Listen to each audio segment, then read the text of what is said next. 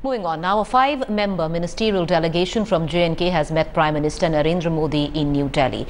They have appraised him on the flood and relief situation and placed requests on liberalizing terms and conditions for the flood-affected in sectors as housing and insurance.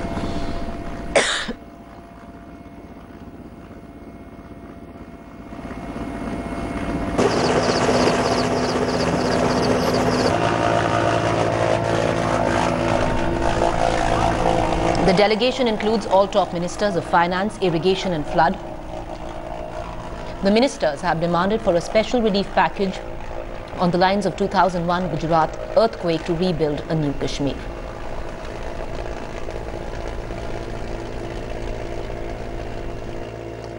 हमने कहा कि special financial package, special rehabilitation package बनना चाहिए, normal से हटकर norms को relax करना चाहिए, तब जाके हम इतने बड़े नुकसान की भरपाई कर सकते हैं और इस मुसीबत के वक्त में अपने लोगों की मदद कर सकते हैं। प्रधानमंत्री ने क्या तो प्रधानमंत्री ने बड़े ठीक तरह से हमारी बातें सुनी है और उन्होंने भरपूर यकीन दिलाया कि हम समझते हैं कि ये पूरे कौम का नुकसान है और इसलिए हम सब इसमें पहले ही लगे हुए हैं। हम आपकी इसमें मदद करेंगे और जितना कुछ भी हमसे हो सकेगा हम करेंगे। आपको चिंता की कोई जरूरत नहीं है।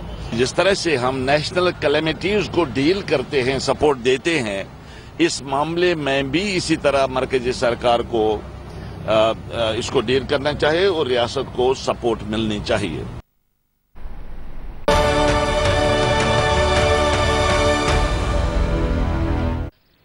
It's always very interesting to see how youngsters look at what happens, especially in the wake of a disaster. I have with me two youngsters who are from Rajbagh, who've managed to survive through it all. Alia here with me was at Presentation Convent School, which is one of the biggest schools in Srinagar, completely inundated under 22 feet of water.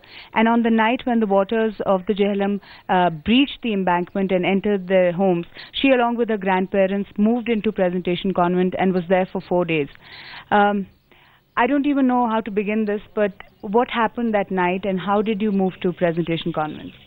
One of my mom's friends, Tahir, he got us to convent, but the experience was scary. I can't even talk about it right now, and remembering it shocks me.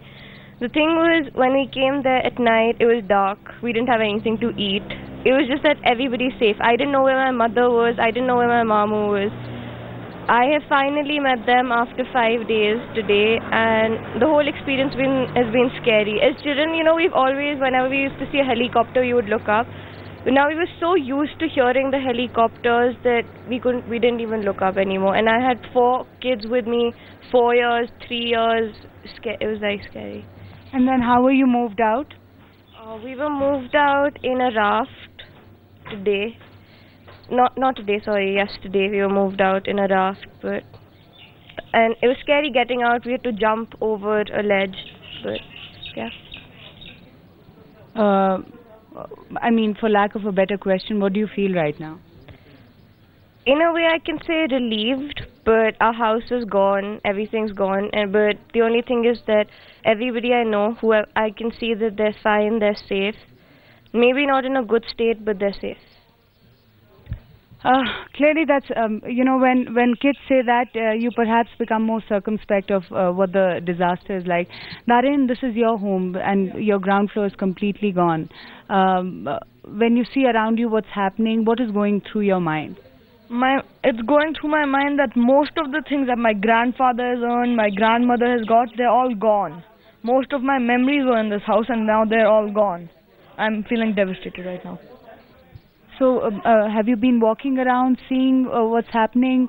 Are the people helping out? When you were here and there were rescue boats coming in, did you see that they were taking people out? Or what was your experience about that? Yeah, I saw people being taken out, being helped, but most people didn't help at all. There are thieves in this place and that is not a good sign. That is not what you want to see during a disaster. And if you had to make an appeal to people who actually can make a difference, what would you tell them? I would tell them that help as much as you can and give the boats and food to trustworthy people that will actually give it to other people, not to people who will just keep it to themselves. What would you say to all the people who are listening to you, Alia, who can make a difference in Kashmir? I just have to say that the only people right now that I saw helping us were the army people and the local people from Rajbagh. So I just want whoever can help us, please do help us. Send water, whatever you can. Every bit counts, you know. When we would get these messages, send stuff, we would think, how will one thing help? But honestly, even a bottle of water helps. So honestly, the appeal is coming from these young children, and whoever is listening in the country, if you feel that you've done enough, the situation on the ground is such that, like Alia and Aryan just said, every single bit of help that can come is going to count at this point, because it's not just, the crisis is not over. One part of it is the devastation, but how people here will survive in the days to come with winter fast approaching, and how they will begin to pick up the pieces of their life is the bigger question. With camera person Prashant in Rajbagh in Srinagar, this is Mahrukh Inayat for Headlines Today.